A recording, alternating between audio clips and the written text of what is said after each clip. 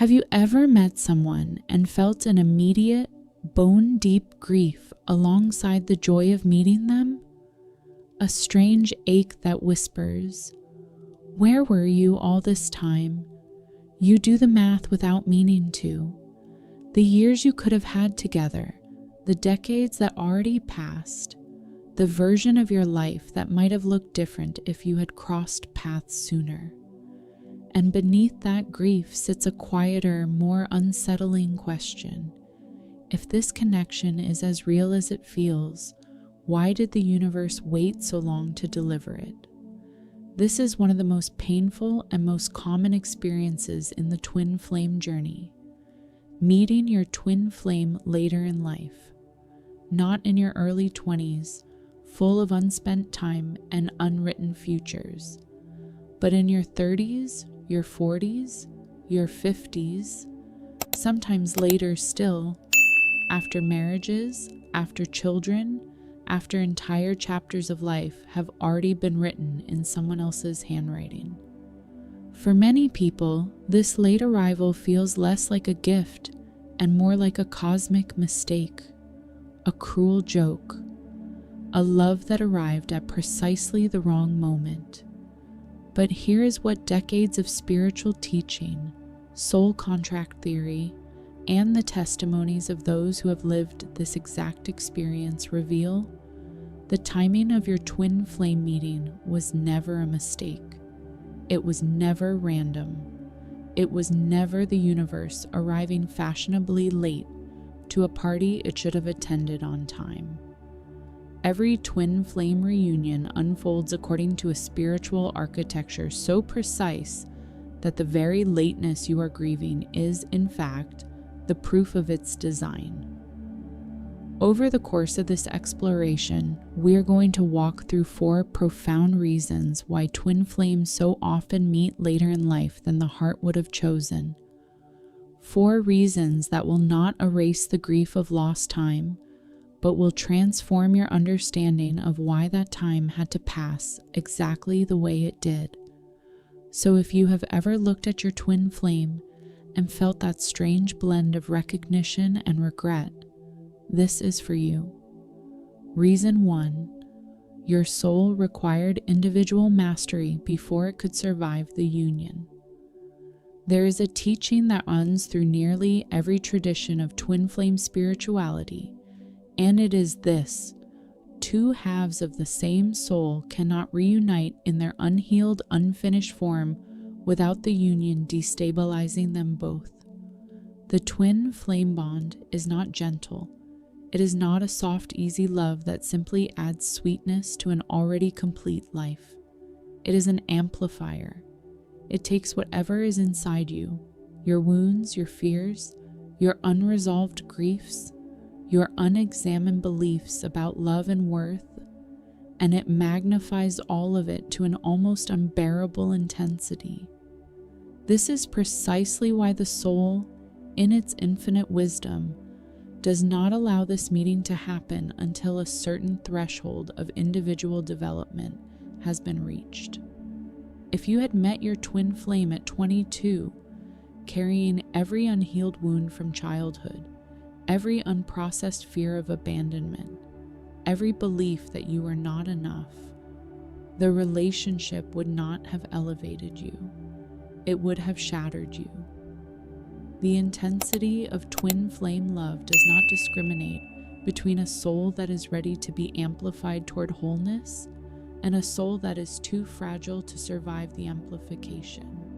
It simply amplifies. And an unprepared soul, faced with that magnitude of reflection and intensity, often collapses under the weight of it, rather than transforming through it.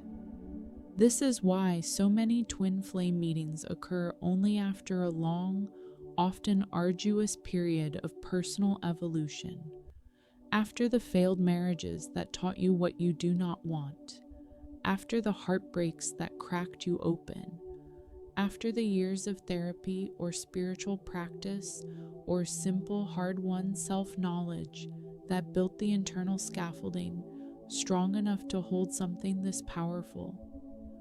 Every relationship that came before your twin flame, every disappointment, every solitary year you spent rebuilding yourself.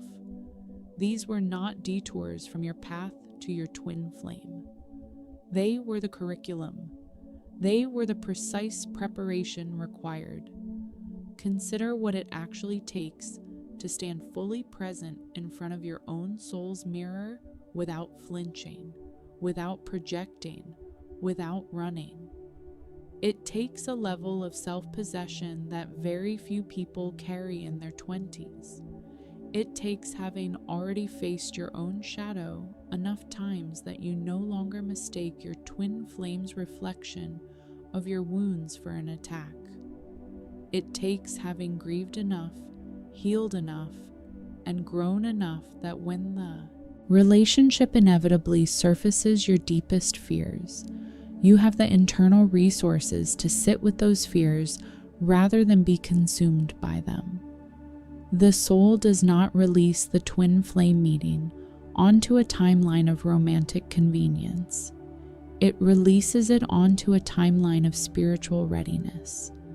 And for the overwhelming majority of people, that readiness, the genuine soul-deep readiness to meet a mirror that will not flatter you, will not coddle you, and will not let you hide, simply does not arrive until later in life.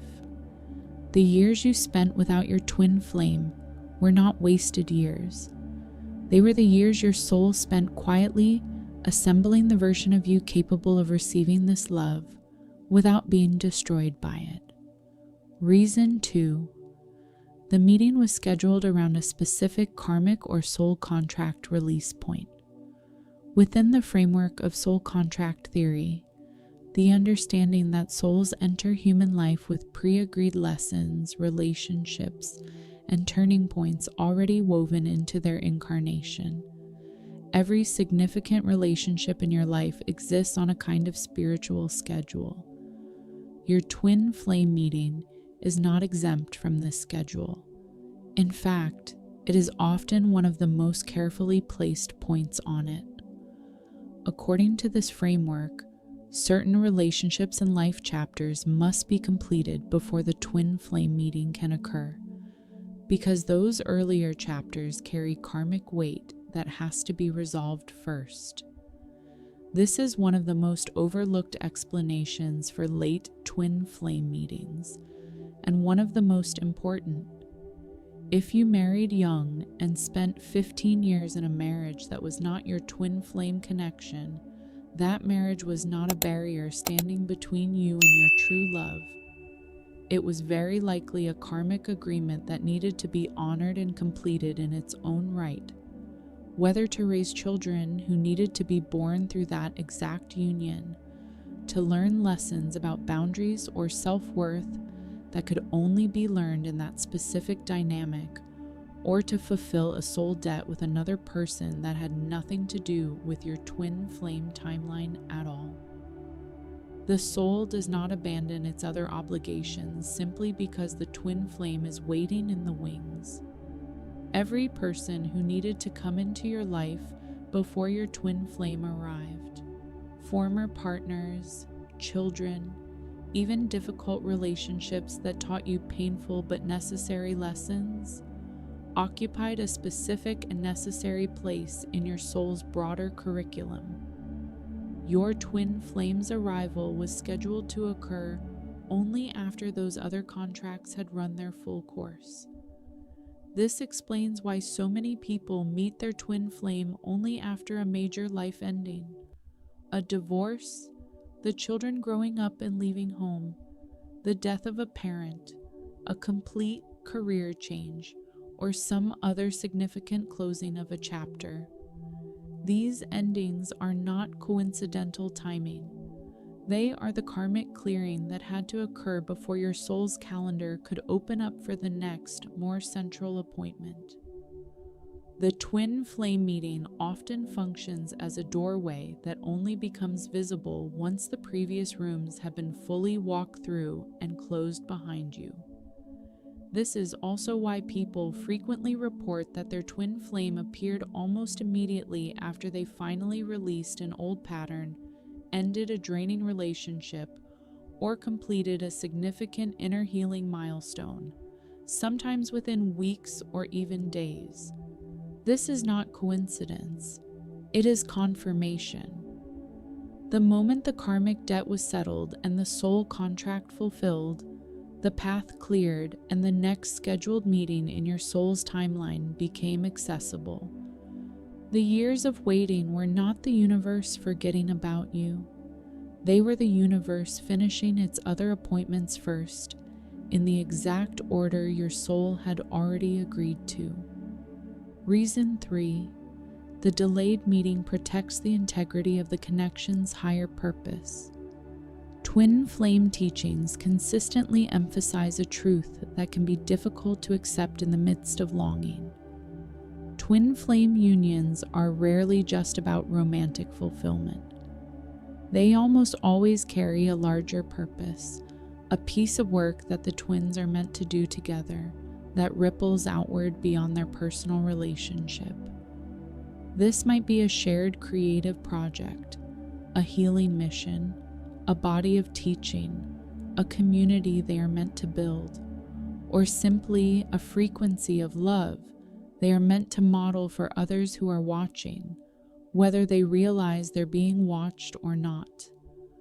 This larger purpose requires both individuals to arrive at the meeting point already carrying specific gifts, skills, wisdom, and life experience that they could only have acquired by living full, independent lives first. If you and your twin flame had met and merged your life paths at 19, you would not yet have developed the specific expertise, resilience, network, or wisdom that your shared mission requires. The career you built across 2 decades, the skills you sharpened through years of independent effort, the particular form of resilience you only earned through surviving your own hardest chapters. All of this becomes raw material for the shared purpose once you and your twin flame finally converge. This is why so many people, upon finally meeting their twin flame later in life, discover with startling clarity that everything they had previously built, seemingly unrelated careers, seemingly disconnected passions, seemingly random skills, suddenly assembles into something coherent and purposeful in light of the connection. The architect who spent 20 years designing buildings discovers her twin flame is building a healing center that desperately needs exactly her expertise. The musician who spent decades honing his craft in obscurity discovers his twin flame's work in spiritual education needs precisely the kind of resonant sound he has spent a lifetime developing. None of this could have existed if the meeting had occurred before those decades of independent mastery had taken place. There is also a more subtle dimension to this delay. A twin flame union that occurs too early often becomes consumed entirely by the relationship itself, by the intensity of the bond, the drama of the runner-chaser dynamic, the consuming nature of the early recognition. If the larger purpose is meant to actually manifest in the world, both twins typically need a level of maturity, patience, and self-regulation that allows them to hold the intensity of the personal connection while still directing energy outward into the shared work. This maturity is rarely available in youth. It is forged through years of living, through disappointment, through the slow accumulation of patience that only time can teach. The delay, then, is not the universe withholding love from you out of cruelty. It is the universe ensuring that when the union finally does occur, both halves arrive not only ready to love each other, but ready to build something together that the world genuinely needs. The waiting was the incubation period for the gift you were always meant to give. Reason 4. The soul chose this incarnation's timeline specifically so the reunion would carry maximum spiritual impact. This final reason moves into the deepest layer of twin flame cosmology, the idea that souls, before incarnating, do not merely stumble into their life circumstances by accident, but actually choose the broad architecture of their incarnation, including, in many teachings, the approximate timing of their most significant soul connections. And according to this view, a late-in-life twin flame meeting is frequently not an unfortunate accident of timing at all, but a deliberate choice made by the soul before it ever entered the body you are living in now. Why would a soul choose to delay its own deepest love? Because contrast and journey are themselves part of the curriculum the soul came here to experience. A soul that incarnates finds its twin flame immediately and lives an easy, uninterrupted union from young adulthood onward experiences a particular kind of life, but it does not experience the specific, profound lessons available only through longing, through independent struggle, through the long architecture of becoming someone before being met by someone. Some souls choose the early meeting. Many souls, particularly those with significant healing or teaching missions in this incarnation, choose the late one, because the late meeting generates an entirely different and, in many respects, richer harvest of spiritual growth. Consider what the years of searching, longing, and independent becoming actually cultivate within a person.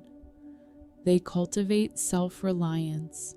They cultivate a relationship with one's own inner world that does not depend on external validation. They cultivate the hard-won wisdom that comes only from having survived alone what you once believed you needed someone else to survive. A soul that meets its twin flame late in life typically arrives at that meeting having already built an entire identity, an entire life, an entire sense of self that exists independently of the connection. And this paradoxically makes the eventual union far more potent, far more stable, and far more capable of generating real transformation than an early union built on two still-forming identities leaning on each other for definition. There is also the matter of impact on others. A soul who has clearly lived a full, rich, independent life, who has raised children, built a career, weathered real hardship, become someone fully formed, and who then finds their twin flame in their later years, becomes an extraordinarily powerful demonstration to everyone watching that love of this magnitude is not reserved only for the young. This person becomes living proof that the soul's timeline is not bound by society's expectations about when love is supposed to arrive. They become a beacon for every person who has quietly given up on the idea that profound love could still be coming for them. This is precisely the kind of demonstration that some souls choose before incarnation to provide for others, knowing that their own late reunion will, simply by existing, restore hope and possibility to countless other souls watching their story unfold. The grief of lost time, then, sits alongside a less visible truth. The years that came before the meeting were not stolen from you. They were not a postponement of your real life. They were, in the deepest sense available to spiritual understanding, the life your soul specifically chose to live first. Because that particular life, with its particular hardships and particular growth, was the exact preparation required for the specific magnitude of reunion your soul was reaching toward all along. As we draw this exploration to a close, Let us hold these 4 reasons together, because they form a single, coherent truth rather than 4 separate explanations. The first reason tells us that the delay was the time your soul needed to become strong enough to hold this love without breaking. The second tells us that the delay was the time required to honor and complete other sacred contracts that had to be fulfilled first. The third tells us that the delay was the incubation period for the larger purpose your union is meant to bring into the world. And the fourth tells us that the delay may have been chosen by your own soul before you ever arrived in this body as the precise architecture needed to generate the deepest possible growth, both for you and for everyone who will eventually witness your story. None of this erases the grief that comes with realizing how many years passed before this love found you. That grief is valid and it deserves to be honored rather than rushed past. But grief and meaning are not mutually exclusive. You are allowed to mourn the years that already passed while also recognizing that those years were never empty. They were the quiet architecture beneath the love you now hold. They were the soil from which this connection was always going to grow. If you are still waiting, if your twin flame has not yet appeared and the years continue to stretch on without them, let this be a source of trust rather than despair. The timeline you are living is not a delay imposed upon you by an indifferent universe. It is a precise unfolding, calibrated exactly to what your soul still needs to become before the meeting can occur in its fullest, most powerful form. And if you have already met your twin flame later than you once hoped you would, let this be a reframing of everything you have carried. The lateness was never the absence of love. It was love, patiently waiting for both of you to become ready to receive it fully, and arriving at last, exactly when it was always going to.